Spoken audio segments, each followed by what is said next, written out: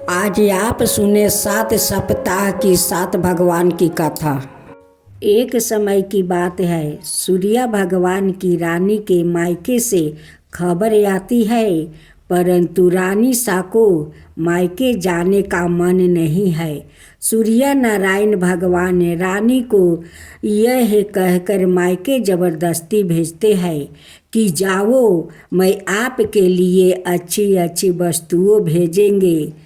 राना दे अपनी पीहर चली जाती है। कुछ दिनों पश्चात सूर्या भगवान राना दे के लिए चौपार, पासा, पचेटा, आटी, डोरा आदि कुछ वस्तुओं भेजते हैं। राना दे की भाभीयों मजाक करने के इरादे से चौपार, पासा, खिलौने आदि सब सामान निकाल लेती है और उनके स्थान पर कंकर, पत्थर और कांटे भर देती है और सारे डिब्बे वापस बंद कर देती है।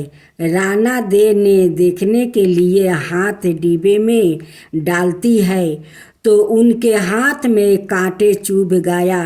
फिर तो उनकी भाभीयों हंसने लगी। फिर तो राना दे को गुस्सा आ गया।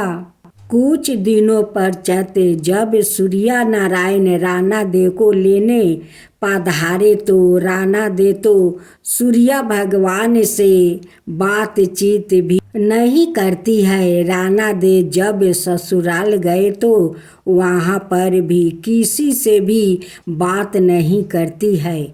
सूर्य नारायण ने अपनी माताजी से पूछा कि माताजी, राना दे आपसे बातचीत करती है?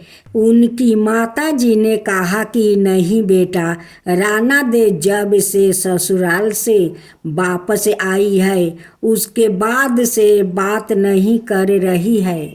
सूर्य नारायण कहते हैं कि माताजी, आप आज उनको बोलना कि साल चावल की बोरी पड़ी है, साल में से चावल निकाल दे, परंतु ऐसा करते समय चावल टूटने नहीं चाहिए, सबूत निकलने चाहिए। अब राना दे तो रोने लगी। रोते रोते वही वो छत पर चल गई और उन्होंने चिड़ियाओं को बुलाया। राना दे चिड़ियाओं से कहने लगी, मैंने कभी दाना खिलाया हूँ तो अब तुम इन चावलों को छील दो। ढेर सारी चिड़ियाओं सारे के सारे चावल छील कर उड़ गई। सूर्य नारायण ने फिर पूछा कि माताजी, राना दे बोली? उनकी माताजी कहती है कि नहीं बेटा, वो तो कुछ नहीं बोली। सूर्य नारायण फिर बोलते हैं कि माताजी, इससे अब आप इनके कहना कि 108 छेद वाली मटकियाँ है, उनमें पानी भर दे।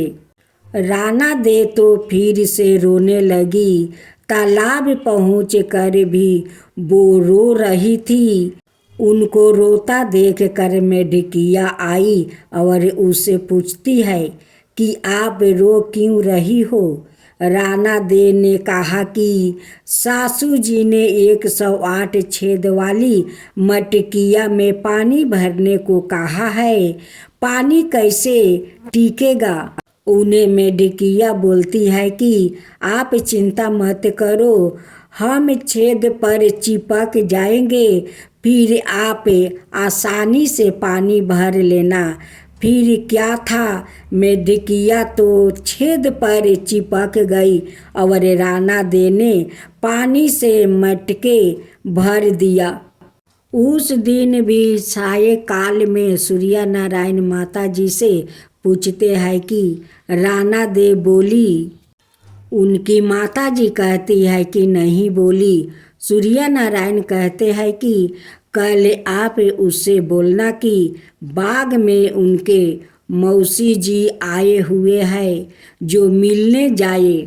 और उनको यह भी बोलना कि जिस तरफ चरमुँह बिगड़े हुए है उधर जाए। अगले दिन सूर्य नारायण रास्ते में औरत का रूप बनाकर घूंघटा निकाल कर बैठ गया और जब राणा दे उस तरफ आए तो सूर्य नारायण औरत का रूप धारण कर ही बैठे बैठे रोने लगे। राणा दे ने कहा, क्यों रो रही हो, कोई मुसीबत आ गई है क्या? आगे राणा दे बोले कि मेरे जितनी मुसीबत हो तो क्या करोगे? सूर्य नारायण बोले कि आपके क्या मुसीबत है? राणा दे बोली कि क्या बताऊं, मैं पीहर नहीं जा रही थी, फिर भी उन्होंने मुझे ज़बरदस्ती भेजा और बोला कि मैं अच्छी अच्छी वस्तु और उपहार में भेजूंगा और डिब्बे में भर कर उन्होंने कंकर पत्थर और कांटे भेजा। मैंने देखने के लिए हाथ डिब्बे में डाली तो मेरे हाथ में सब कांटे चुभ गया। मेरी भाभीओ मेरी मजाक बनाने लगी। थोड़े दिन बाद वापस लेने आए और मैं ससुराल आ गई। फिर साल में से मुझे चावल निकालने को बोला और यह भी कहा कि एक भी चावल टूटना नहीं चाहिए। फिर मुझे 108 छेद वाली मटकिया में पानी भरने के लिए कहा। अब आप ही बताओ, छेद वाली मटकिया में पानी कैसे ठहरता? वो तो मेढकिया मटके के अंदर चिपक गई जो मैंने भर दिया। यह कहते ही राणा दे तो जोर जोर से रोने लगी। फिर तो सूर्य भगवान ने राणा दे के हाथ पकड़ लिया और अपने असली स्वरूप में आ गए।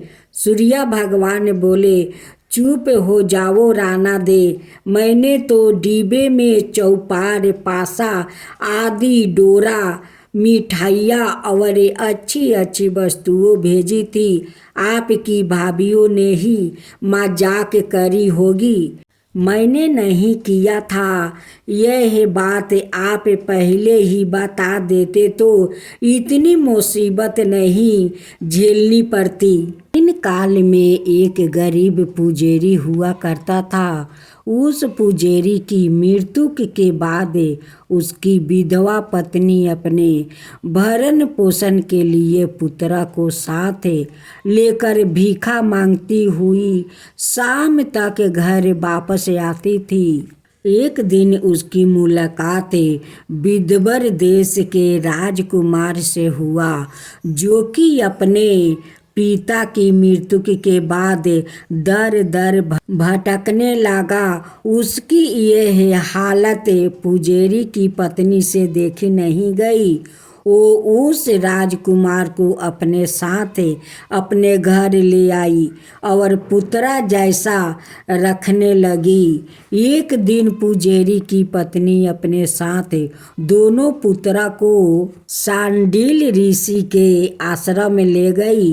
वहाँ उसने ऋषि से शिव जी की प्रदोष व्रत की कथा और विधि सुनी और घर जाकर अब वो भी प्रदोष व्रत करने लगी। एक बार दोनों बालक वन में घूम रहे थे। उनमें से पुजारी का बेटा तो घर लौट गया परंतु राजकुमार वन में ही रह गया।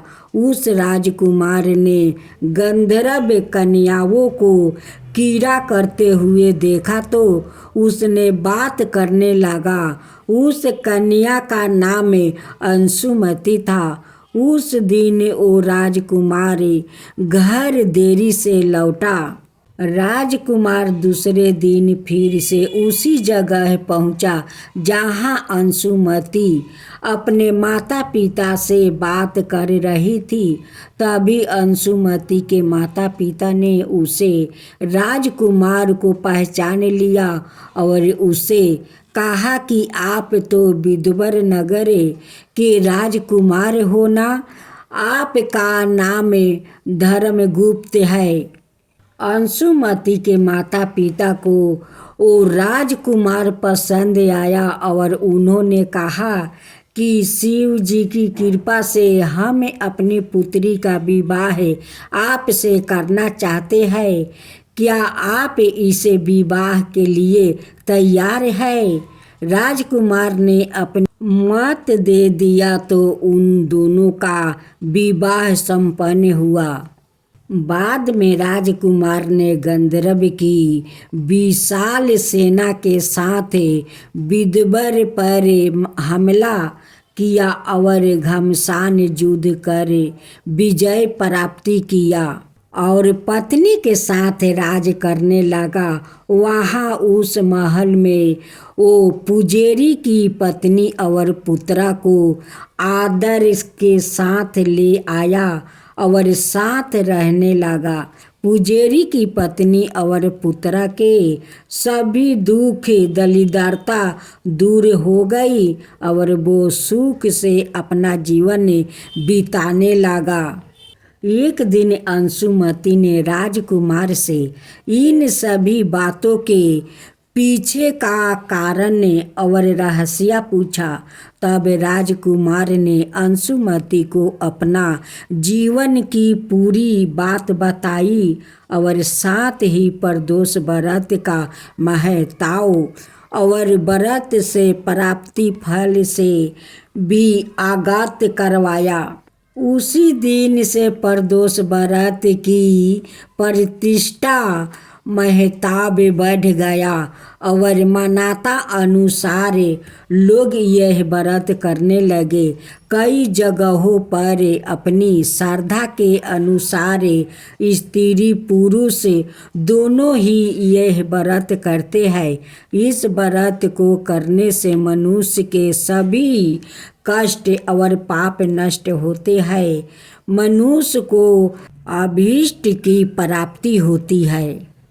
बारे में और उद्यापन के बारे में, एकादशी को प्रात काल पवित्रता के लिए स्नान करें, फिर संकल्प विधि के अनुसार कार्य करें। दोपहर को संकल्प अनुसार स्नान करने से पहले बदन पर मिट्टी का लेप करें और मंत्र का यह भावार्थ पढ़े। भवर्थ हे वसुंधरे, तुम्हारे ऊपर अश्वा और रथ चला करते हैं। भगवान विष्णु ने भी 52 अवतार धारण कर तुम्हें अपने पैरों से नापा था।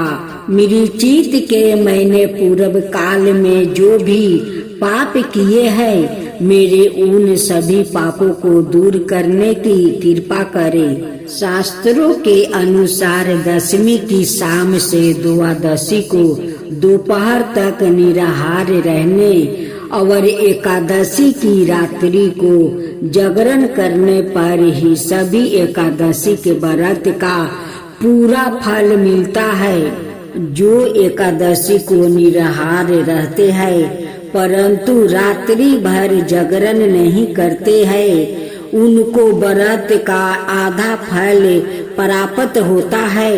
जो व्याकृत एकादशी को एक समय फलाहार करते हैं परंतु रात्रि जागरण नहीं करते, उनका मात्रा 1/4 फल मिलता है। जबकि एकादशी के दिन अन्न खाना पाप माना जाता है। व्रत रहने वाले स्त्री पुरुष को स्नान करने के बाद धूप दीप नैवेद्य से भगवान की पूजा करके रात्रि को दीप दान करना चाहिए। यह सब कार्य क्रोध लोभ मोह का परित्याग करके सत्य कर्म भाव से करे। इस दिन रात्रि को रात्रि से सहवास ना करे। मीठा भाषी चोर पखंडी पर स्त्री गमी को यह व्रत नहीं करना चाहिए। भक्ति युक्त होकर रात्रि में जागरण करे, अपनी अपनी शक्ति और श्रद्धा के अनुसार ब्राह्मणों को दक्षिणा दे और प्रणाम करके उनके त्रुटियों के लिए क्षमा मांगे। जिस प्रकार कृष्णा पक्ष की एकादशी का व्रत करते हैं, ठीक वैसे ही शुक्ला पक्ष की एकादशी का व्रत करना चाहिए। द्वादशी के दिन ब्राह्मणों को पहले भोजन कराना चाहिए। यदि ऐसा करने में असमर्थ हो तो ब्राह्मण भोजन के नियमित काचा सामान सीधा मंदिर में या सुपात्रा ब्राह्मण को थाली सजाकर देना चाहिए। हरिवासर में भी पारण करना निषिद्ध है। एकादशी के व्रत करने वाले मनुष्य यदि सब नियमों का पालन कर सके तो वो व्रत उन्हें पुण्य फलदायी सिद्ध होगा। हेमंत ऋतु में मार्गशीर्ष मास आने पर कृष्णा पक्ष की एकादशी तिथि को इसका उपवास व्रत रखना चाहिए। उसकी विधि इस प्रकार है। शुद्ध मन से स्त्री पुरुष दशमी को सादा एक भुक्त रहे, अर्थात दिन में एक बार ही भोजन करे। दिन के 8वां भाग में जब सूर्य का तेज मंद पड़े जाता है, उसे नक्त जानना चाहिए। रात को भोजन करना नक्त नहीं है। सभी विवाहित स्त्री पुरुष को तारे दिखाई देने पर नक्त भोजन करने का विधान है और सन्यासियों के लिए दिन के 8वां भाग अर्थात रात में भोजन का निषेध माना गया है। पूजन करने वाले स्त्री पुरुष स्नान करके स्वच्छ पीले या सफेद रंग की धोती दुपट्टा जग पवित्र धारण करे। पूजन प्रारंभ करने से पहले अपना मुख पूर्व दिशा की ओर करके बैठना चाहिए। पत्नी को दाहिनी ओर बैठ कर गांठ जुड़वाकर पूजन प्रारंभ करे। कुशा यह आम के पत्ते से अपने ऊपर और पूजन समग्रही पर जल छिड़के 3 बार आचमन करे। हाथ धोले, पवित्री पहने और मंत्र पढ़े। हाथ में अक्षत फूल लेकर भगवान का और गरुड़ का आहन करे। फूल अक्षत मूर्ति पर चढ़ा दे। इसके बाद हवन प्रारंभ करे। पूजन समग्रही फूल माला, फूल गुलाब की पंखुड़िया, दूब, आम के पत्ते, कुशा, तुलसी, रोली, मोली, धूप बत्ती, केसर, कपूर, सिंदूर, चंदन, प्रसाद में पेड़ा, बतासा, ऋतुफल, केला, पान, सुपारी, रुई, गंगा जल, अग्निहोत्रा, भस्म, गौमूत्र, गोबर, घृत, शहद, चीनी, दूध, दही, जगो पवित्र अबीर, गुलाल, अक्षत, अबरक, गुलाब जल, धान, कालावा, इत्रा, सीसा, इलायची, पाउच मेवा, हल्दी, पीली सरसों, मेहंदी, नारियल, गोला, पंचपोलाव, बंधन बार, काचा सूत, मूंग की दाल, उड़द, काले बेलपत्र, पच रतन, सपत मूर्तिका, सपत धन, पच रंग और सबरतो भरता के लिए लाल सफेद वस्तु, 9 ग्रह हेतु चौकी, घंटा, शंख, कलश, गंगा सागर, कटोरी, थाली, बाल्टी करछी परदान प्रतिमा पच पतर आचमनी अरग सष्टा सूरन सालका सिंहासन छात्रा चौवर अक्षत जौ घीव दिया सलाई यादि हवन समगरही में जग पात्रा में समीधा यादि ले।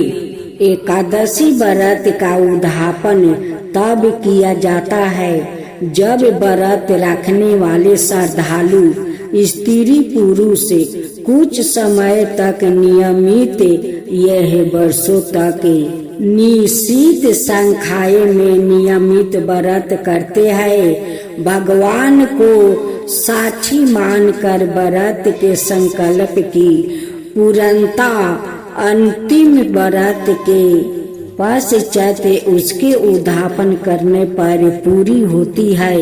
व्रतों के संकल्प का पूर्ण फल तब ही मिलता है जबकि उसका उद्यापन अर्थात समापन विधि विधान पूर्वक संपन्न किया जाता है।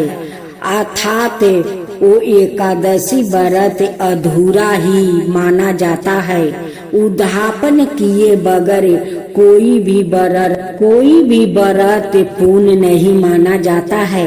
इसलिए नियमित एकादशी व्रत करने वाले सभी भक्त जनों को उद्यापन के संकल्प को संपूर्ण पूजन विधि सहित संपन्न करके संकल्प छोड़ना चाहिए।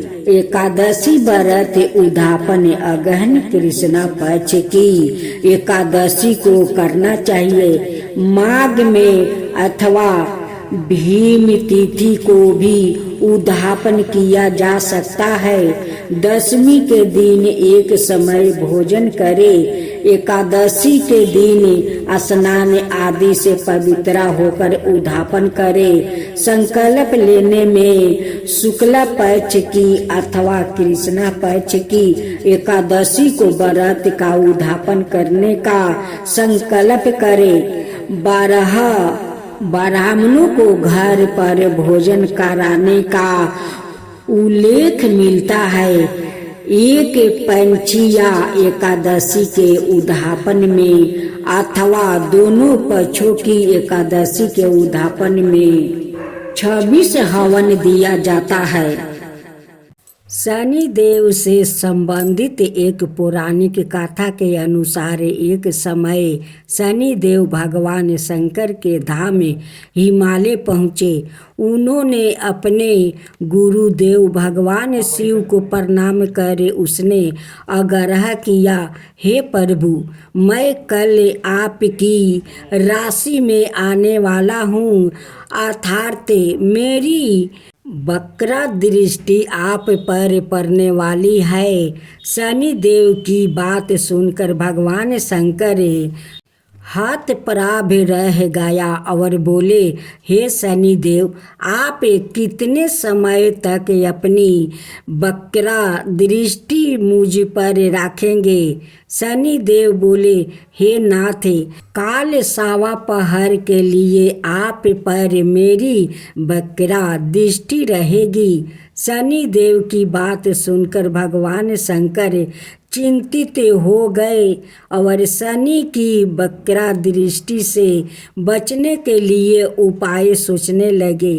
शनि की दृष्टि से बचने हेतु अगले दिन भगवान शंकर मृत्यु लोक आए। भगवान शंकर ने शनि देव और उनकी वक्र दृष्टि से बचने के लिए एक हाथी का रूप धारण कर लिया।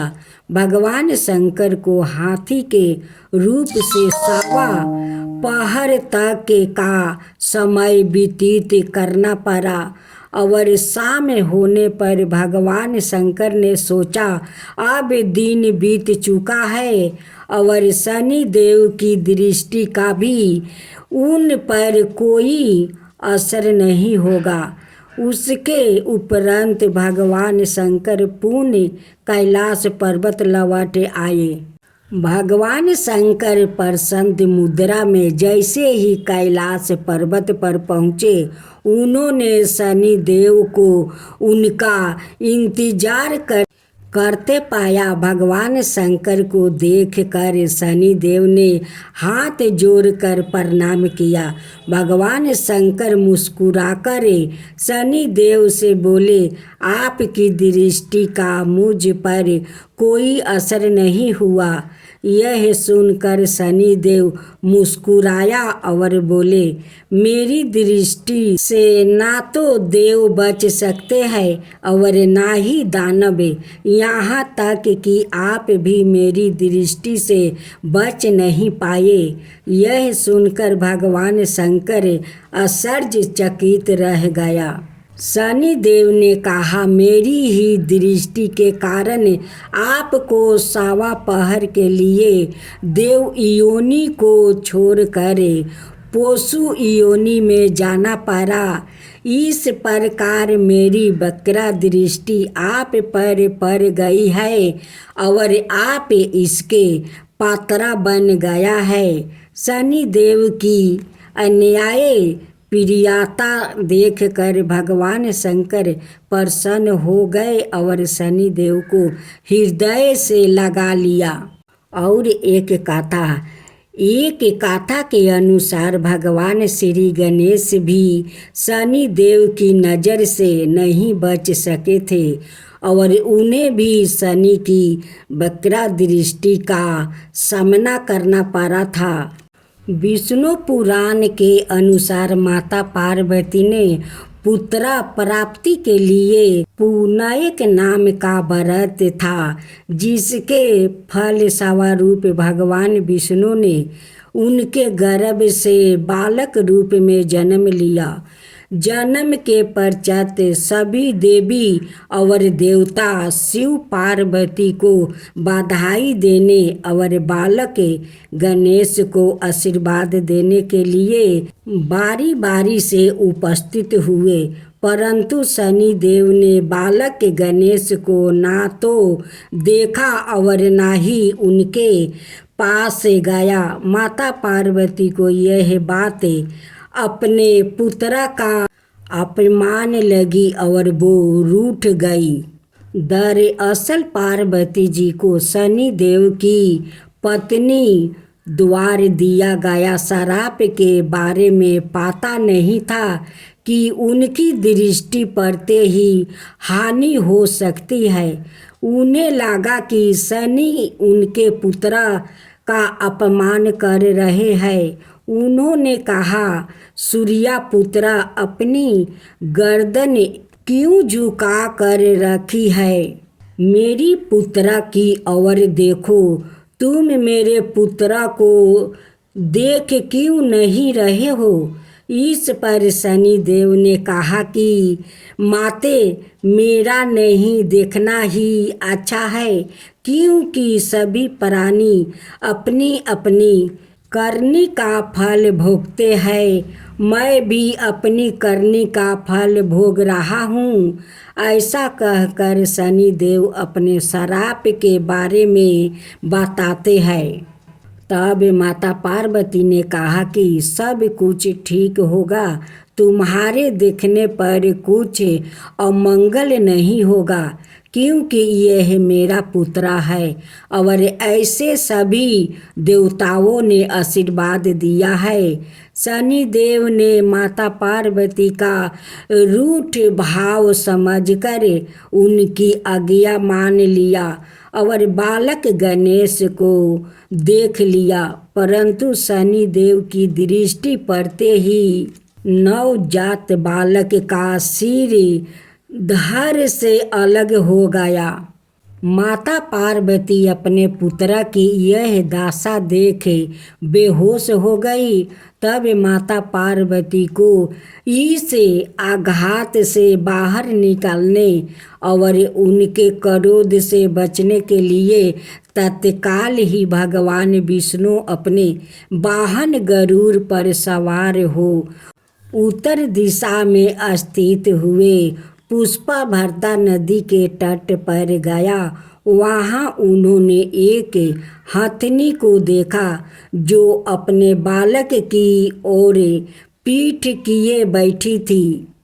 इस संबंधित यह भी कहा जाता है कि वहाँ उन्होंने देखा कि एक हथनी अपने नवजात शिशु को लेकर उत्तर दिशा से सिर करके सो रही थी। विष्णु भगवान ने शीघ्र ही सुदर्शन चक्र से नवजात गाजा शिशु का मस्तक काट लिया और वो उसे लेकर शिवलोक पहुँचे और माता पार्वती के बालक के धर पर लगाकर उसके प्राण वापस किया। बाद में जब माता पार्वती को होश आया तो उन्होंने शनि देव को श्राप दे दिया, परंतु सभी देवताओं ने शनि का पक्ष लेकर कहा कि इसमें उनकी गलती नहीं है।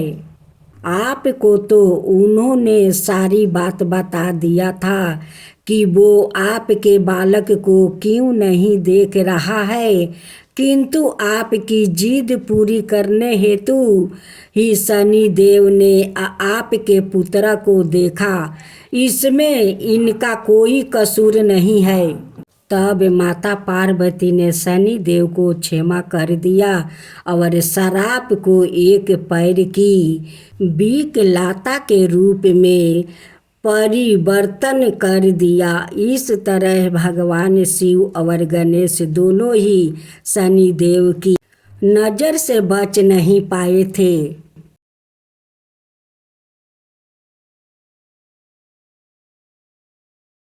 लंकापति रावण के वध के बाद जब अयोध्यापति प्रभु श्री राम की कीर्ति दूर दूर तक फैल रही थी और वो मर्यादा पुरुषोत्तम में कहलाने लगे थे, तब एक दिन महादेव शिव की इच्छा भी मर्यादा पुरुषोत्तम में श्री राम से मिलने की हुई। पार्वती जी को संग लेकर महादेव कैलाश पर्वत से उतर कर अयोध्या नगरी के रास्ते पर चल पड़े। देख कर राम जी बहुत खुश हुए। माता जानकी ने उनका उचित आदर सत्कार किया और सवाए भोजन बनाने के लिए रसोई में चली गई। इस बीच भगवान शिव ने श्री राम जी से पूछा, आपके सेवक के हनुमान जी दिखाई नहीं पड़ रहे हैं? श्री राम बोले, वो बगीचे में है। शिव जी ने श्री राम जी से बगीचे में जाने की अनुमति मांगी और पार्वती जी का हाथ थाम कर बगीचे में आ गए। बगीचे की खूबसूरती देख कर उनका मन मोहित हो गया। आम के एक घने वृक्ष के नीचे हनुमान जी दिन दुनिया से बेखबर गहरी नींद में सोए थे और एक लय में खराटों से राम नाम की ध्वनि उठ रही थी। चकित होकर शिव जी और माता पार्वती एक दूसरे की ओर देखने लगे। माता पार्वती मुस्कुरा उठी और वृक्ष की डालियों की ओर इशारा किया। राम नाम सुनकर पेड़ की डालियाँ भी झूमने लगी थी और उनके बीच से भी राम नाम उच्चारित हो रहा था। शिव जी इस राम नाम की धुन में मस्त मगन होकर खुद भी राम राम कहकर नाचने लगे। माता पार्वती जी ने भी अपने पति का अनुसरण किया और अपने कोमल पैर थिरकाने लगी। शिव जी और पार्वती जी के नृत्य से ऐसी झनकार उठी कि स्वर्ग लोक के देवतागण भी आकर्षित होकर बगीचे में आ गए और राम नाम की धुन में सभी मस्त हो गया। माता जानकी भोजन तैयार करके प्रतीक्षा कर रही थी, परंतु संध्याएं घिरने तक भी अतिथि नहीं पधारे। तब अपने देवर लक्ष्मण जी को बगीचे में भेजा। लक्ष्मण जी तो सवाए को श्री राम का सेवक ही मानते थे। अति बगीचे में आकर जब उन्होंने धरती पर स्वर्ग का नजारा देखा तो खुद भी राम नाम की धुनी में झूम उठे। महल स्त्री और पुरुष दोनों मन से स्वस्थ और आनंदमय होने चाहिए। इस व्रत को किसी भी महीने के प्रथम गुरुवार बृहस्पतिवार से शुरू कर सकते हैं। विधि नियम अनुसार हर गुरुवार को माँ लक्ष्मी व्रत करे। श्री महालक्ष्मी की व्रत कथा को पढ़े।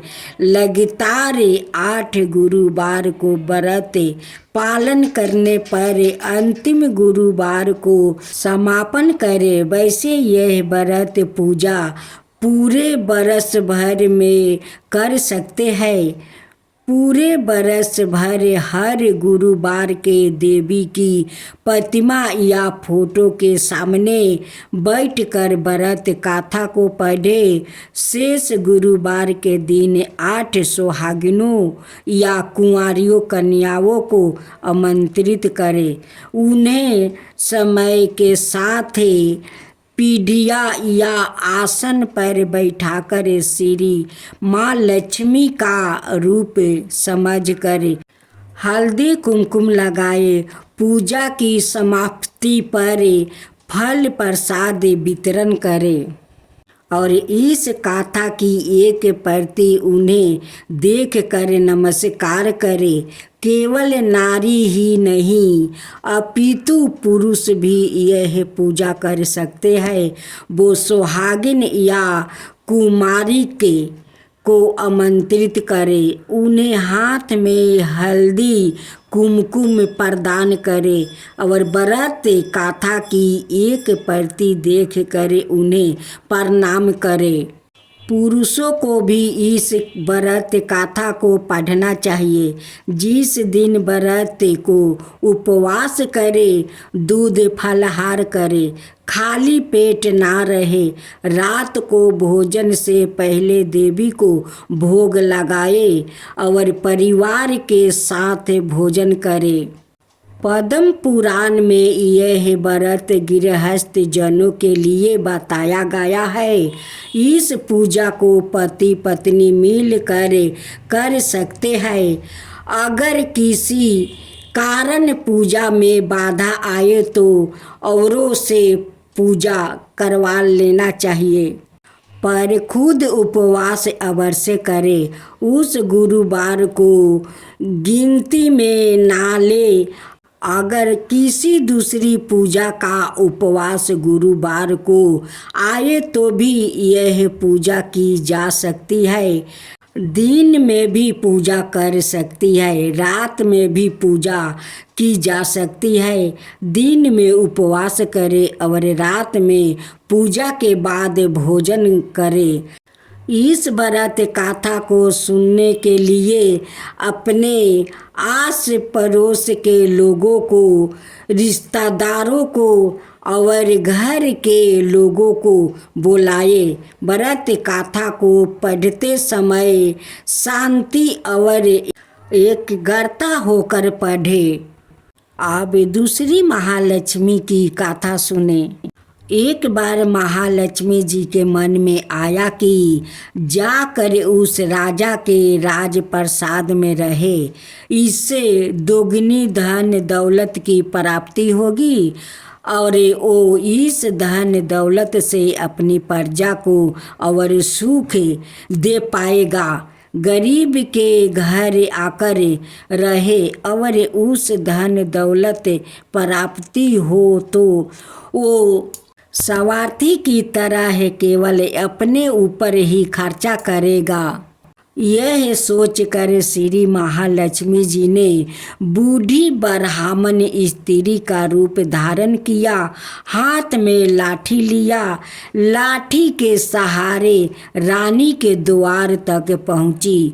यापी उन्होंने बुढ़िया औरत का रूप धारण किया था, पर उनके चेहरे पर देवी का तेज था। उन्होंने देखते ही एक दासी सामने आई। उसने उनका नाम धाम काम धर्म पूछ डाली।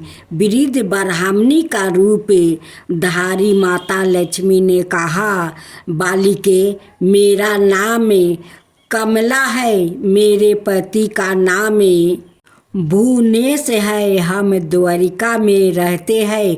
तुम्हारी रानी पिछले जन्म में एक बेश्या की पत्नी थी। वो बेश्या गरीब थी। द्वारिका के कारण हर रोज घर में झगड़े होते थे और उसका पति रोज उसे मारता था। इन बातों से तंग आकर वो घर छोड़कर चली गई और वन जंगल में खाली पेट भटकने लगी। उसकी इस दुर्दशा पर मुझे दया आई।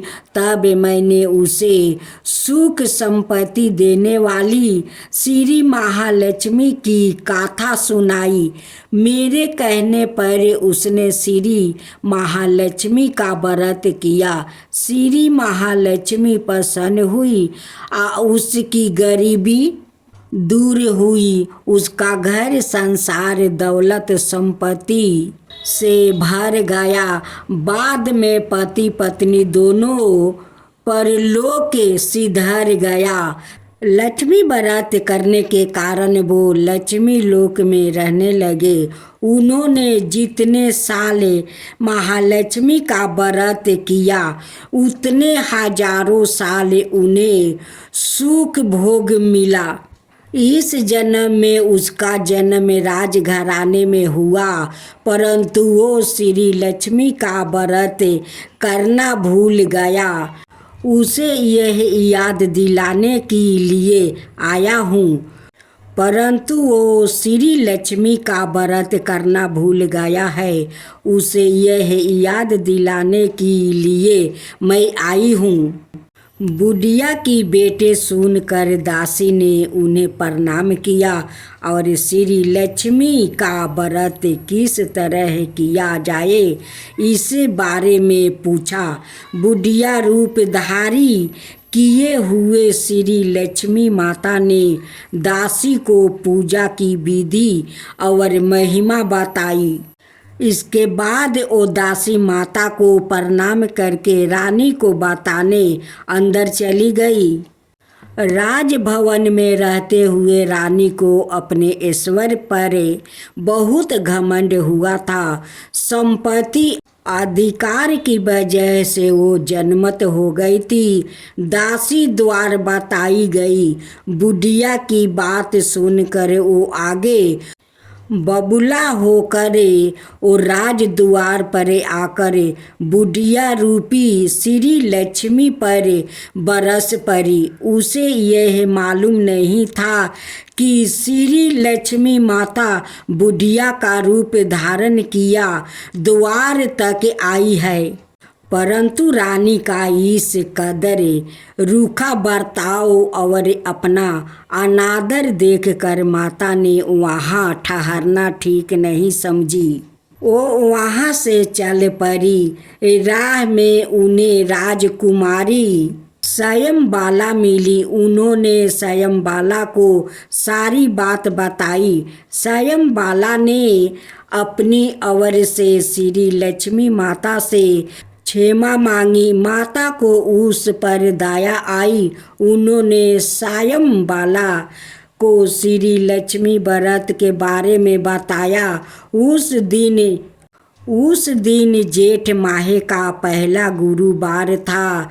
स्वयंबाला ने परम शारदा से श्री लक्ष्मी का व्रत रखा। फल स्वरूप राजा सिद्धेश्वर के पुत्री मालाधर से उसका विवाह हुआ। वो धन दौलत ऐश्वर्य भवन से माला माल हो गई। पति के साथ ससुराल में आनंद से दिन बिताने लगी। भक्तजनों, आज आप सुनेंगे मंगलवार की व्रत कथा।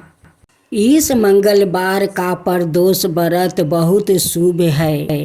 जो श्रद्धालु मंगलवार का प्रदोष व्रत करती है उनकी घर में शुभ होने वाली है।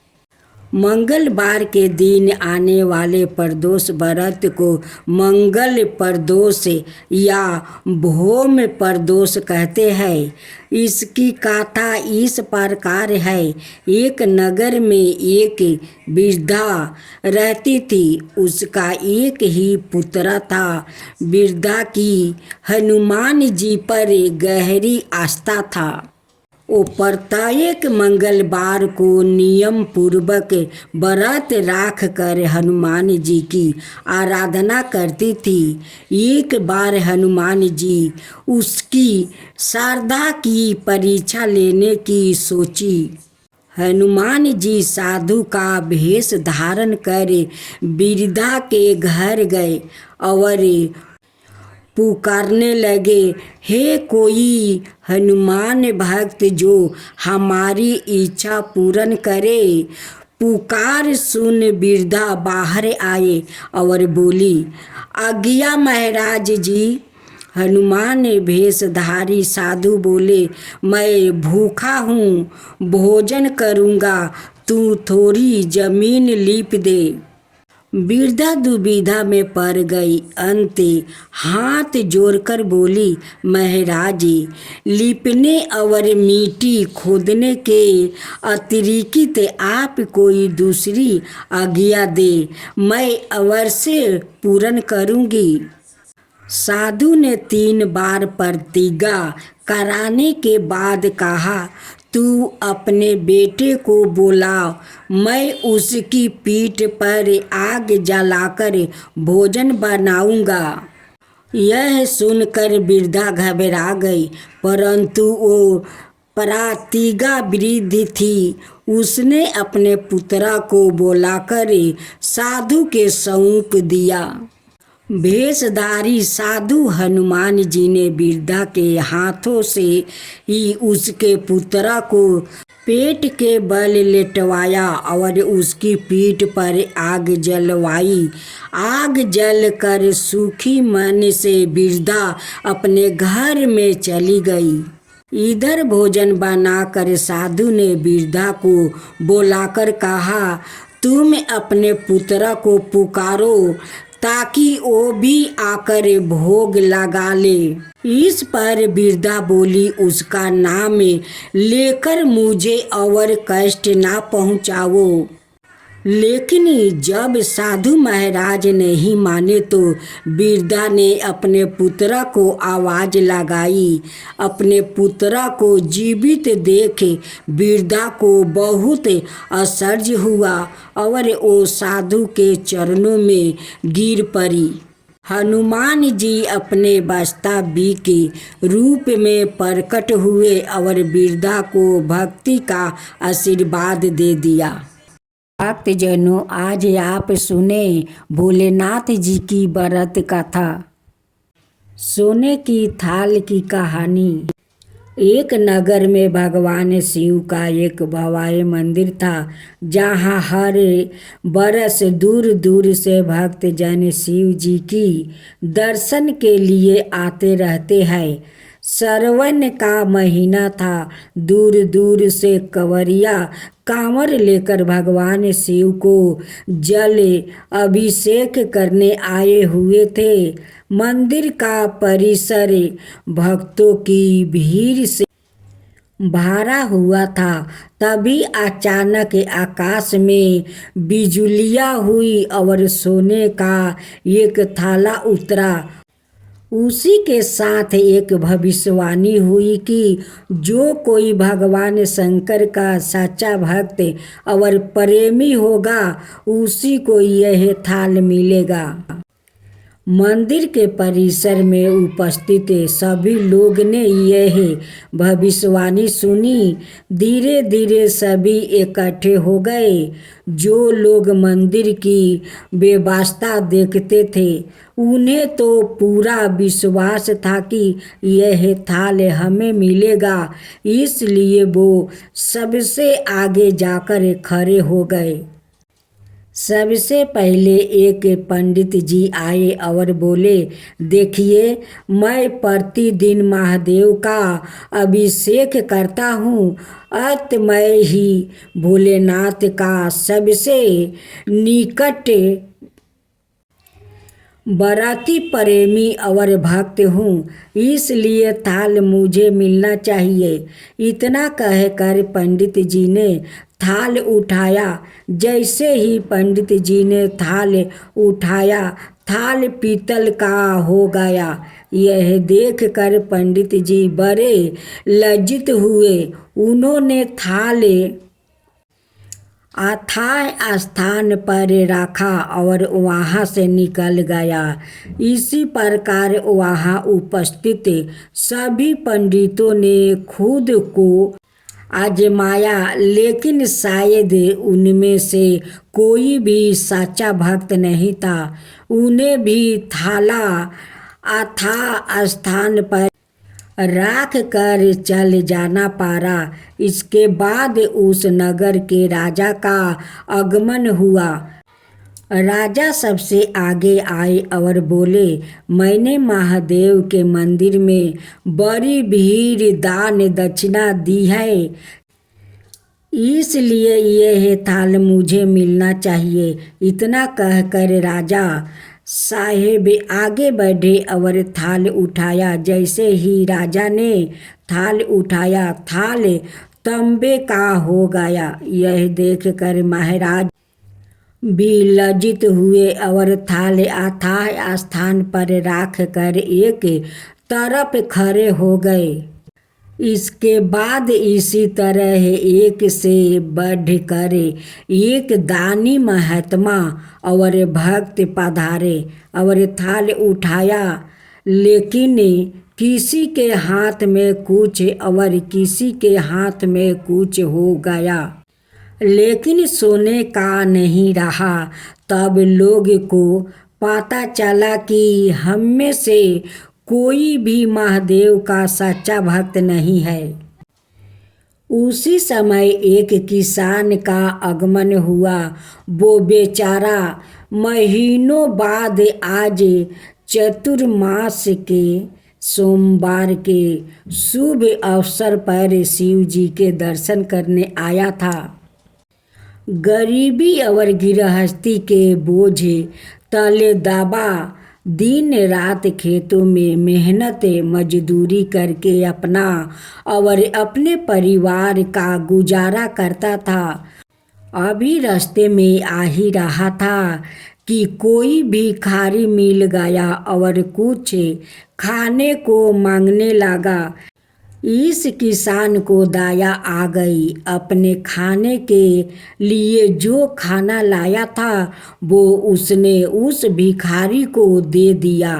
थाल के बारे में इसने भी सुना था, लेकिन इसने उस और कोई ध्यान ही नहीं दिया। सीधा मंदिर में गया और महादेव का पूजन करके बाहर आ गया। परिक्रमा करके जाने को हुआ, तभी पीछे से एक बेआकित बोला, भाई, तुम भी थाल को उठाकर देख लो, हो सकता है तुम ही वो सच्चे भक्त हो जिसके लिए यह थाल आया है। किसान को लगा वो बेआकित उसका मजाक बना रहा है। किसान ने हंसते हुए कहा, भाई, मैं तो कभी कोई पूजा पाठ भी नहीं करता। महीना में 1-2 बार मंदिर आ पाता हूँ। मैं करिया का सच्चा भक्त हूँ। वो अजनबी बोला, भाई हम तो देख चुके हैं, हमारी भक्ति तो दो कौड़ी की भी नहीं है। अब तुम भी अपना हाथ लगाकर देख लो, सोने का थाल मिले ना मिले, किंतु पता चल जाएगा कि तुम्हारी भक्ति में कितनी सच्चाई है। किसान ने जाकर थाल उठा ही लिया। जैसे ही उसने थाल उठाया, लोग के आश्चर्य का ठिकाना नहीं रहा। सोने का थाल रोशनी से चमचमाने लगा। यह देख सभी लोग में खुशियाँ की लहर दौड़ गई। सभी लोग उसके जयकारा लगाने लगा और पूछने लगे कि भाई तुम ही सच्चा भक्त हो, अब हमें भी बता दो कि कैसी भक्ति करते हो जिसे महादेव तुमसे इतना पसंद है। तो किसान बोला, भाई मैं कोई भक्ति नहीं करता, मैं केवल दिन भर खेतों में काम करता हूँ और थोड़ा समय निकाल कर ज़रूरतमंद लोग की मदद करता हूँ। इसके अलावा मैं कोई विशेष कार्य नहीं करता। लोग पूछने लगे, तुम लोगों की मदद क्यों करते हो? हंसते हुए किसान बोला, सगुन दूसरों के चेहरे पर मुस्कान देखकर मुझे जो आनंद और खुशी होती है उसे मैं शब्दों में बयान नहीं कर सकता। शायद यही कारण है कि महादेव मुझसे खुश है। इसलिए हमेशा याद रखें, सत्य कर्म का आराम भी आनंद से होता है और अंत भी आनंददायक होता है। दुष्ट कर्म का आराम भी दुख से होता है, अंत भी दुखदायक होता है।